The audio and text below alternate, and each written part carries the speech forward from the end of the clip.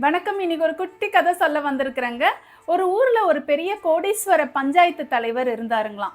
அவருக்கு பஞ்சாயத்து மட்டும் அத்துப்படி இல்லைங்களாங்க. அவர் பெரிய தொழிலதிபருங்களாம். அந்த கிராமத்திலே கொடி கட்டி பறந்தாருங்களாம் தொழில்ல.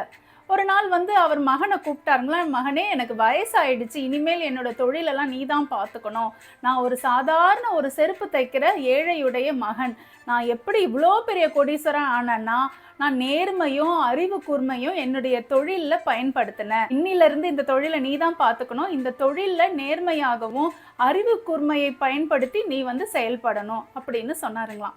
மகனுக்கு ஒரே சந்தேகமா, நேர்மையா எப்படிப்பா தொழில்ல செயல்படுறது, கொஞ்சம் சொல்லுங்க அப்படின்னு கேட்டானாம். நேர்மைனா என்ன தெரியுமா? ஒருத்தருக்கு நீ வாக்கு கொடுத்துடுறப்ப அந்த வாக்கை நிறைவேற்றுறதுக்கு உன்னோட சொத்தை விற்கணும்னு ஒரு தருவாய் வந்தாலும் உன்னுடைய சொத்தை விற்று அந்த வாக்கை நீ நிறைவேற்றணும். இதுதான் நேர்மை. மகன் தொடர்ந்து பேசினானா, நேர்மைனா என்னன்னு நான் தெரிஞ்சுக்கிட்டேன்ப்பா, அறிவு கூர்மையை எப்படி தொழிலில் பயன்படுத்துறது அதை சொல்லுங்க அப்படின்னு கேட்டானா. அதுக்கு இந்த தகப்பன் என்ன சொன்னாருன்னா, இந்த மாதிரி வாக்கு நீ யார்கிட்டையும் கொடுக்கவே கூடாது, அதுதான் உன்னுடைய அறிவு கூர்மை அப்படின்னு சொன்னாருங்களாம். இந்த குட்டி கதையிலேருந்து நம்மலாம் என்ன தெரிஞ்சுக்கிறோன்னா, தொழில் செய்பவர்களுக்கு தனி அறிவு தாங்க.